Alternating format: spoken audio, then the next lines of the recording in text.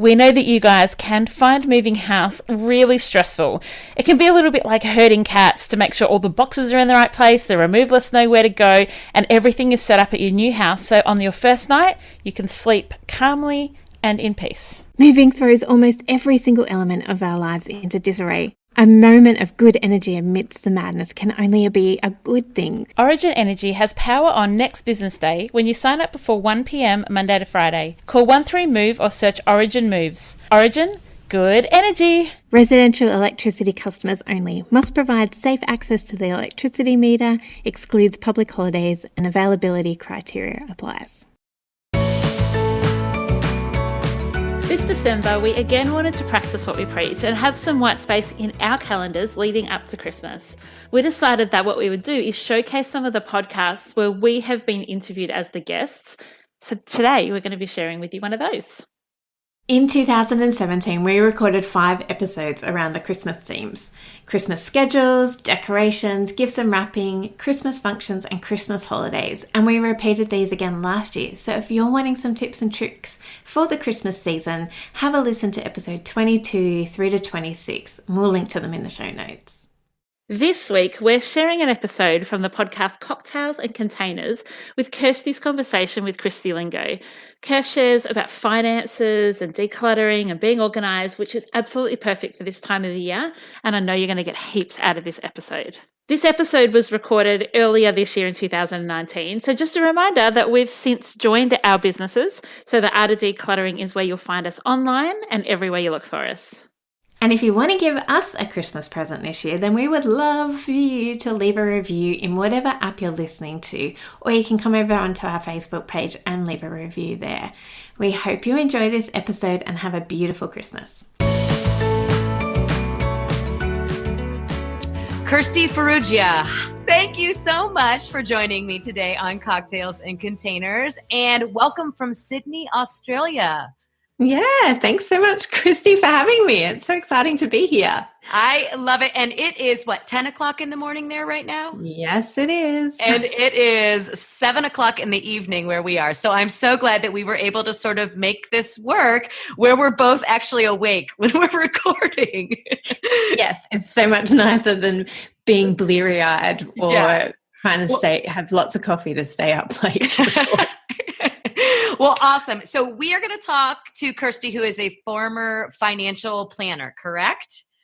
And yes. But now turned professional organizer. So she's got expertise in multiple areas. And we're going to talk to her a little bit about why it's important to get your finances organized. But first, we are going to drink one of her favorite cocktails that she sent me, which I had never heard of. And it is quite delicious, I must say. And it is called a Toblerone cocktail. So you're going to take 30 mils or 2 ounces. I had to figure it out in both the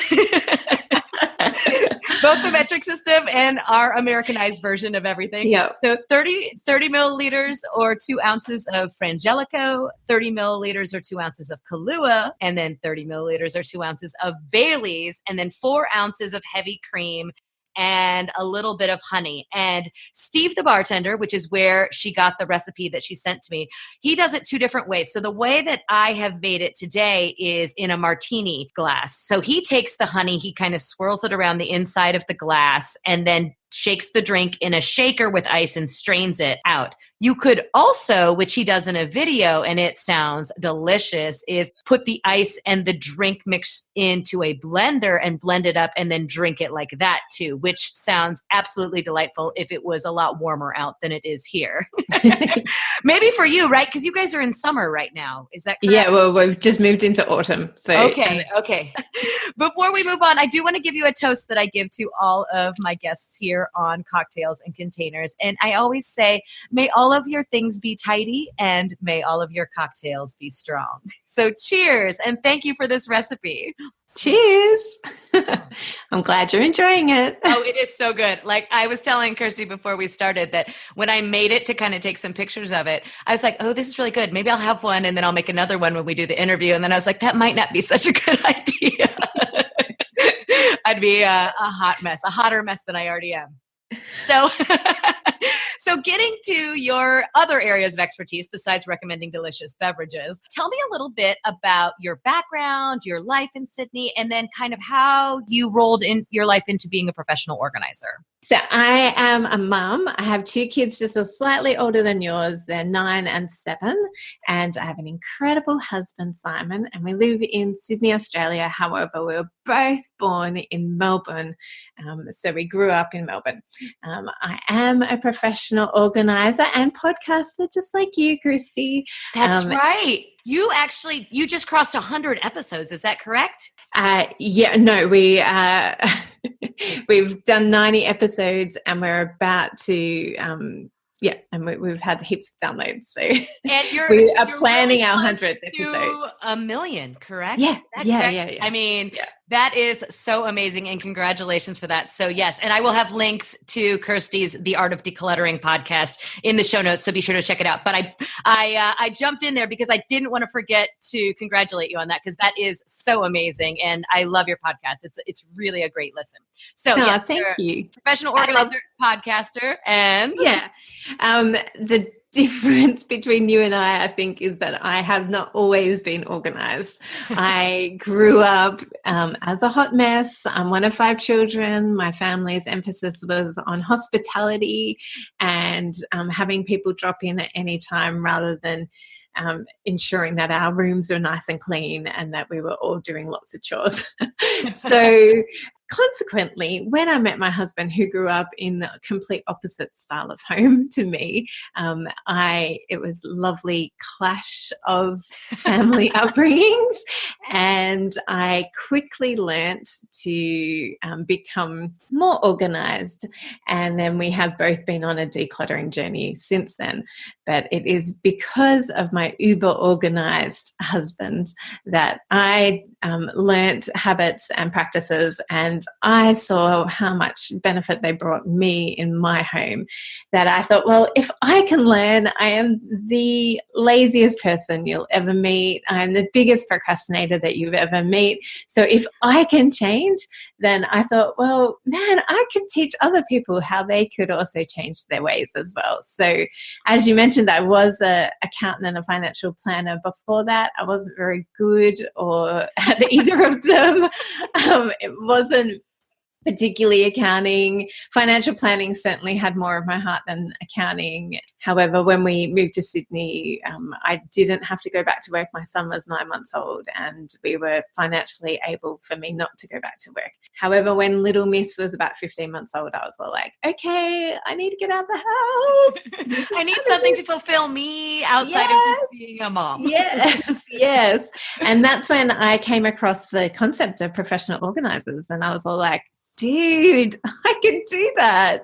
And here I am 6.5 years later doing it and kicking goals in this life. So. I think that that's fantastic. And to be honest, I am not type A organized person either. I was lucky to have my mother who was, and I'm the oldest of 5 kids, and she saw in me that I needed structure and routine in order to kind of keep things in order. And I think that for both of us, I feel like it gives you an amazing empathy with your clients when you can say, listen, I am not telling you to do this from a you should standpoint. I'm telling you to do this from experience of I know what it's like to not have structure and routine and places to put things, and to have that panic of I can't find my keys or I can't find my checkbook or whatever. So I think that's fantastic. It takes all types, and there's plenty of decluttering to go around for all different types of organizers that are out there. I'm sure Definitely. You do that too. So one of the reasons, so you had made an Instagram post, which I thought was super fun a couple weeks back, where you had said, which one of these things is not true about me or something like that. And so in it, you had mentioned that you used to be a financial planner, and it perked up my interest because for one, I used to be in the fitness industry, and I find that I can be very helpful to my clients when they're trying to organize their kitchen or they're trying to organize, their meal planning and things like that, because I sort of have experience in that area. And so I noticed another thing that people struggle with, if they're not paying their bills or they don't know where their checkbook is or all these kinds of things, they don't maybe even understand why it's important to keep keep track of all of that stuff. Their finances are kind of a mess. And so I really wanted to talk about it with you because you understand both sides of it. Like you understand like how you can get yourself into a little bit of a bind if you sort of lose track of your budget and your finances and things like that. But then on the other side, being able to give people really practical tips on how to help them. So I want to start by asking, why is it so important to keep your money, your budget, your finances organized? Yeah, that's such a great question. I think it's really, really important to have your finances organized so that you can make wise and informed choices in regards to your spending and your savings and your investments. I find finances affect every area of our lives. It impacts our relationships. It has impacted your past. It's impacting your present, and it's going to impact your future. It impacts your lifestyle, either in the here and now or in the future. If you lose track of your finances, it's going to come back to bite you. And it also, for you and I, Christy, it also impacts our parenting and our mindsets that we're passing along to our children. So I just think it is so crucial to be aware of your finances and to be in control of it. It can also impact our mental health, I think. I see this in my clients all the time. The stress of not knowing what's going on in your finances, or alternatively, the stress of putting an overimportance on our finances can also lead to some mental health issues. So I think that it's really important that we have to acknowledge that money only has the power that we give it. By being organized in this area, we are able to take back control. And we're able to take back power. And that is my heart for you, and I know it's your heart for people too, Christy, to have freedom in this area and to have control over your own life and not to be a slave to money. Yeah, I think, and it'll be sometimes when I go through, I just had a client a couple of weeks ago who hadn't opened her mail since the beginning of the year.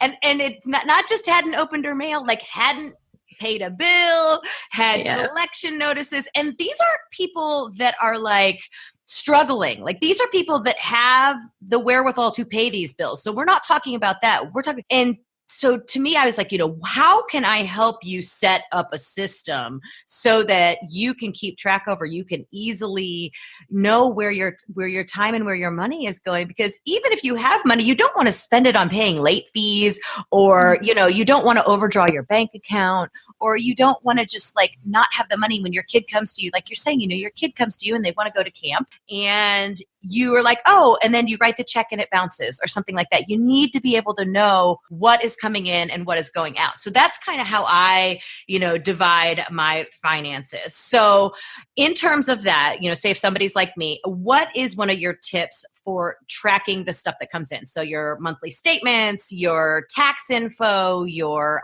bank statements, things like that. What do you recommend to people? How do you keep track of all of that? So my number one tip in this area, which I know you're going to love, Christy, is to be consistent. Absolutely. Whether it's opening your mail once a day, once a week, or once a month, start with being consistent, because then, as Christy says all the time, you can then tweak it when you get good systems in place. And so I totally recommend, and you'll hear it in our podcast all the time, that we recommend, and I recommend, opening your mail every day. It is so much easier to deal with 5 pieces of mail than it is to deal with 150 pieces of mail. Amen. I 100% agree with that. It is also so much easier to ring up people and go, I am so sorry. I know I've got a bill that is due, but we're having financial issues. They are going to be so much more lenient with you and give you the grace that you need and be able to set up a payment plan when you ring them the day that you get the bill, rather than when it is 5 months overdue. So I really, really recommend opening your mail, because I know in my life when I don't know what's coming, and I can get more overwhelmed and stressed by the idea that there may be 50 bills in this mail that I've opened up, and I might actually have to be paying out tens of thousands of dollars. Whereas if I know, actually, my bills are $10,000, at least then I know, and I can have a plan of how I'm going to pay for it. It is so much more stressful when, and I think that comes back to my point before about the mental stress of actually not acknowledging and not having power. Like, you are taking back power and control when you open that mail. So open the mail, people. Open the mail. It really is a vicious cycle where you're like, you don't want to deal with paying the bills, or you're afraid of how much it's going to be, so you don't open the mail, and then it rolls into their late, or then you're on a collection list or something like that. And it really does become sort of a vicious cycle where, like you're saying, they are much kinder to you if you open your bill up and, say it's a hospital bill or something like this. Like, when I had my first child, I was in the process of transitioning from working at a job to working for myself as a professional organizer. And we knew that the, $1,800 hospital bill that we got was not something that we were going to be able to be like, let's just pay this, And so Yes. when we got the bill, I called the hospital. There was even something on there that says, if you don't think you can pay this, call us. And they set up a payment plan for us. Yeah. Like, immediately, I was able to set it up on automatic bill pay. So I just made a reminder in my calendar that it was going to come out on this day every month, and so on and so forth.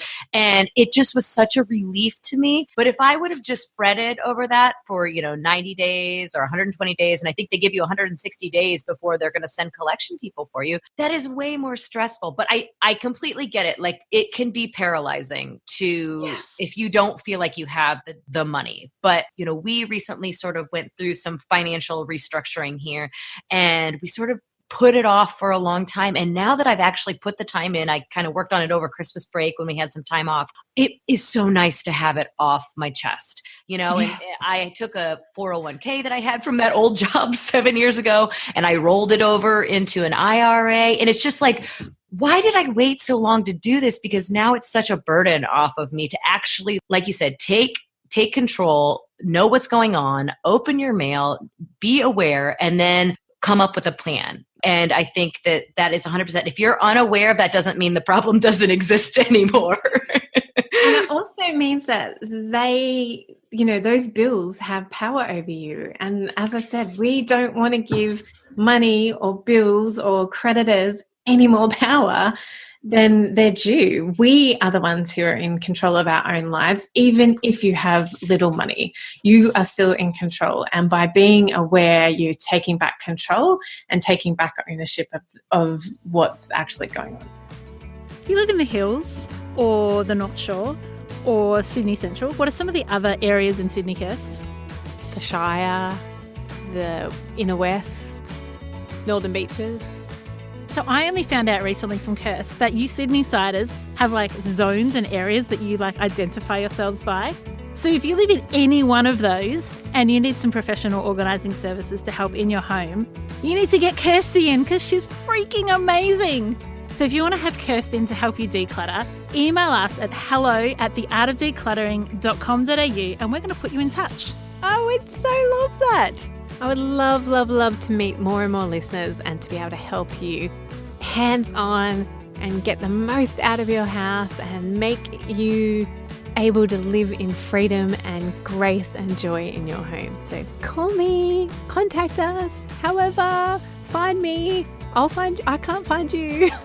So send us that email or DM us on Insta or private message us on Facebook. But Kirst is like there. She's ready, Sydney-siders. She's ready to come and transform your home with you. All right, let's get back to the show. Yeah, I love it.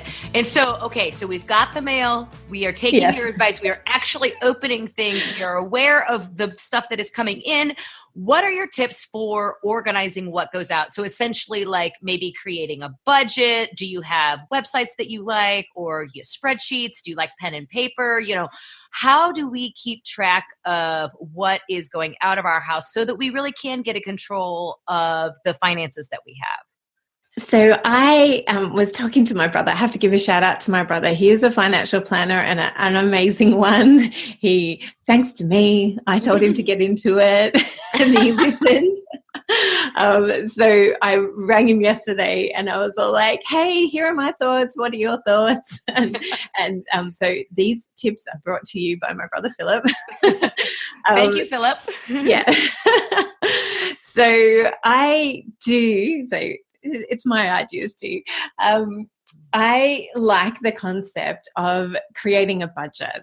Now, that is being aware and taking account of all your fixed costs, like your mortgages, your insurances, your 401s, or your pension plans, whatever you are, your our fixed costs. So looking at your whole year and deciding when is everything due, how much is it going to cost me, budgeting in, a price increase. I know in Australia, our health insurances go up a huge amount every year. So looking at that and budgeting for your fixed costs. Then also figuring out roughly your variable costs, so your spending costs. So that will be your groceries and your clothes and your entertainment and things that you can pull back on if you need to. If you do get a big bill, you can go, okay, we're not going out to the movies this month, or we're not having takeaway, or we're going to shop at the cheaper shops this week because we really need to save some money for the school camp, or whatever else, or your washing machine's broken and you need to replace it. So, and then determining how much you want to save, and then setting up. So there's the three categories: your fixed cost, your variable cost, your spending costs, and your saving costs. And then setting up direct debits. Is that what you call them in the US? Yeah, that's it. Yep. Like when they take the money out to pay the bill. Yep. Yeah. So scheduling money into those three accounts, like setting up 3 different accounts potentially. And when your money comes in from your pay or your business like ours, you're scheduling out, okay, I know I have to, we've got fixed cost of $50,000 this year, and therefore I need to divide that by the 12 months, and this pay I need to put a certain amount away into this bank account for fixed costs, and a certain amount into my spending costs, and then a certain amount into savings. Then you can set and forget for a little while at least. And then my tip is to also set up direct debits for your bills that come in. So when you do open your mail, and if you are in a fortunate position that you don't have to be concerned about money or anxious about, moving money across into different accounts to make sure that you've got enough money in there, is when you get that bill, when you open that mail today and you see there's a bill, but it's not due for 6 weeks, get into your phone, your banking app, or onto the computer and set that bill up to pay today. But not to pay today. Get in there today and set it for 6 weeks' time, or 2 days before it's due, so you're absolutely guaranteed that it's paid on time. You're not going to get any late fees, and you're not going to be paying interest if it's a credit card payment. And then it is about staying on top of things and tracking it, but not tracking it to the day or the month. It's more like what you say all the time, Christy, is to do it for a couple of months and then review and tweak it if you need to tweak it. If you're realizing that actually we're not got enough money in our spending account every month, then adjust your budget accordingly and put a little bit more in, and take money out of your savings account and put it into the spending.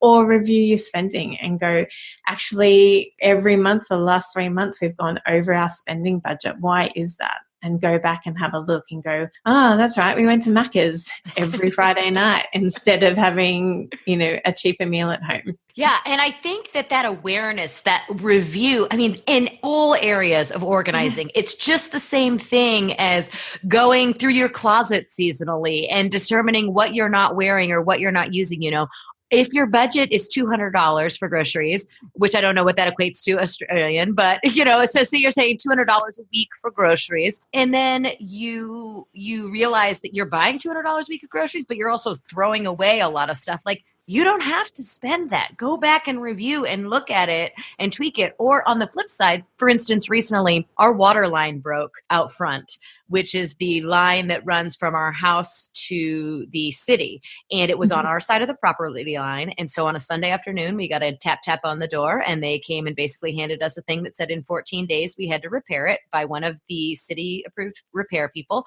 And it was going to be $3,100. And yeah, right? Whoa. So we had to sort of rein it in a little bit. One place I found was like our food budget. I can cut a little bit out of our food budget. We can eat beans a couple of times a week more often. I upped the amount of money that was automatically withdrawn from our joint account into our savings account. And we also know that our preschool payments stop after next month because our kids will be going to, the one that's in preschool won't be going to preschool anymore. So I already set up an automatic withdrawal for the next 2 months to go directly into our savings account, which would have normally been automatically withdrawn for the preschool. So it was just sort of like having that awareness, and that it doesn't put us right back where that $3,100 came from, but sort of tweaking, reviewing.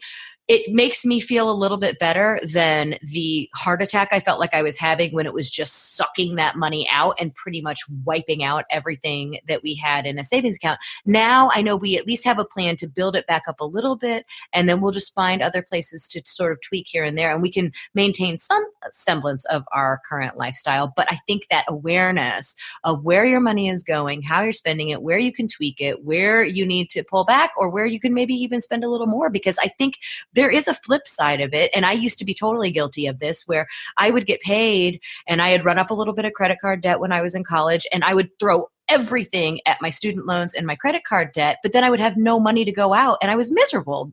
So I think that there is a balance, and I don't think that we're saying that you have to, it's all or nothing. Like if you are financially organized, that means that you have to be boring and stay home and never go out to eat or something. It's just that awareness. Like if you feel like you can't pay your bills, but you're eating out 5 nights a week, there might be a place where you can tweak a little bit, and being aware of where your money is going is going to really help you with that. So yeah, totally. I really like that idea of sort of dividing it up, because I think it's the same thing if you've got a toy box that's full of toys and it's all sort of dumped in there, it feels kind of overwhelming. But if you can separate out the cars and the stuffed animals and the dolls and put them in 3 places, it's a lot easier to keep track of what goes where.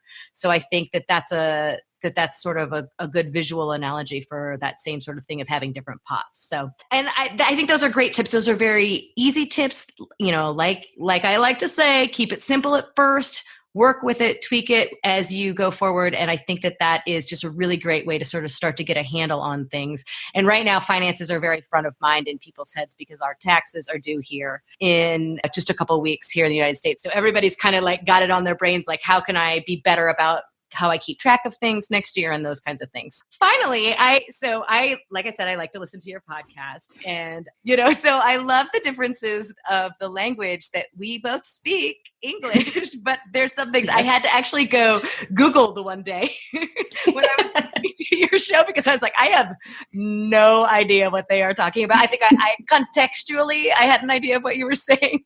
So you were talking about what we call here as a thrift store or a secondhand store. And what is it that you call it there?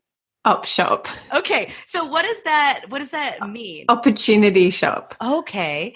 So is it like the opportunity for a deal? Is that kind of what they're getting? No, it's an opportunity for people who have less money to come in and buy a secondhand. So it's a thrift store. It's right. I should know. I listen to so much American stuff. I should know exactly what I'm talking about. But yeah, it's the same as, it's a Goodwill store. Okay. We have like Salvation Army and St. Vincent's de Paul, and a few other charities that run op shops or thrift shops. But like I said, I was listening and I got to the place where I was going when I was driving in my car, and I literally said hey Google, what is an op shop? Because I didn't know what else. Oh no, she's going to tell me right now because she's sitting right here. Okay, so then another thing is what we call trash, you call rubbish which or is garbage. which is such a nicer word than trash. And then you put the rubbish in a rubbish bin, a rubbish or bin. a garbage bin. So we, when I was thinking about it, I was all like, oh, we have two names for it. Like we have rubbish or garbage, and I think it just depends on, you know, what your parents said as what you call it. But, you know, all Australians grew up watching Sesame Street, so we totally know Oscar the Grouch lives in a trash can. So weird. And then one of the things that I always notice is the fact that we love to use the Z in organizer here in the United States, but you guys spell it S with an S. You use Z or Z. Yeah. Z.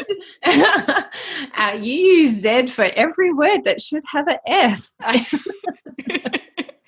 Yeah, we like to make things very complicated for no reason here. So there's only a couple of words that need a Z in them, like zoo or zebra. Organize is spelled with an S, my friend. Well, thank you so much again for taking time in your morning to chat with me about this today. And can you tell me really quick where everybody can find you, find your podcast and everything like that? Yeah, I would love to.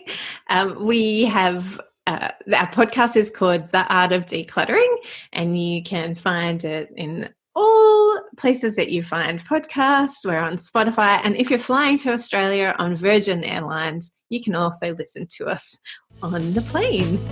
Thanks for joining us. If you've learnt something awesome today, we'd love you to leave us a review on iTunes or Facebook so others can find our podcast too. Don't forget you can see the show notes in your podcast app or over at our website artofdecluttering.com.au. So if there's anything you want more info on, check it out there.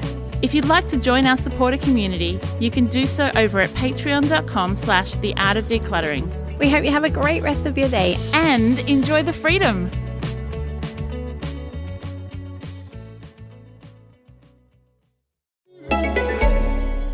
The Honda 2019 build clearance is now on. Pick up an adventure-ready CRV or a versatile HRV and get free 7-year warranty and premium roadside assist plus more. Offer valid on 2019 builds while stocks last. So visit your Honda dealer today. Legal stuff applies.